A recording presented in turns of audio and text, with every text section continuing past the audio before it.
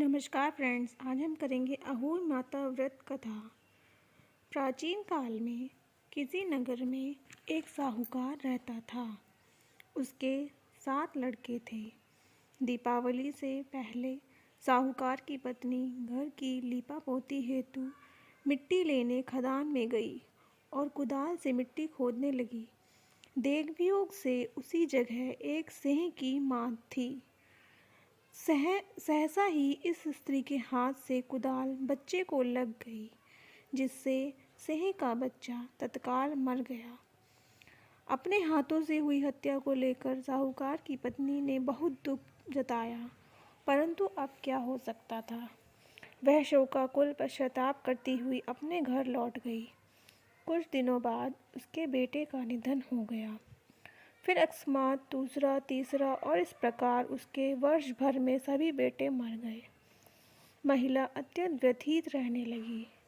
एक दिन उसने अपने पास आस पड़ोस की महिलाओं को विलाप करते हुए बताया कि उसने जानबूझकर कभी किसी का बुरा नहीं करा।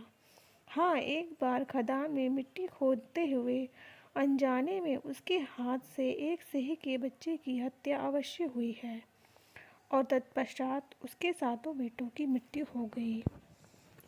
यह सुनकर पास पड़ोस की वृद्ध औरतों ने साहूकार की पत्नी को दिलासा देते हुए कहा कि यह बात बताकर तुमने पश्चाताप किया है, इससे तुम्हारा आधा पाप नष्ट हो गया है।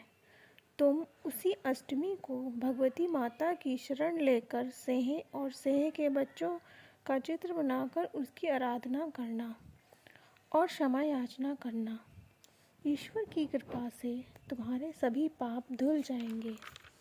साहूकार की पत्नी ने वृद्ध महिला की बात को मानकर कार्तिक मास की कृष्ण अष्टमी को उपवास से पूजा अर्चना की। वह हर वर्ष नियमित रूप से ऐसा करने लगी। तत्पश्चात उसे 7 पुत्रों की प्राप्ति हुई।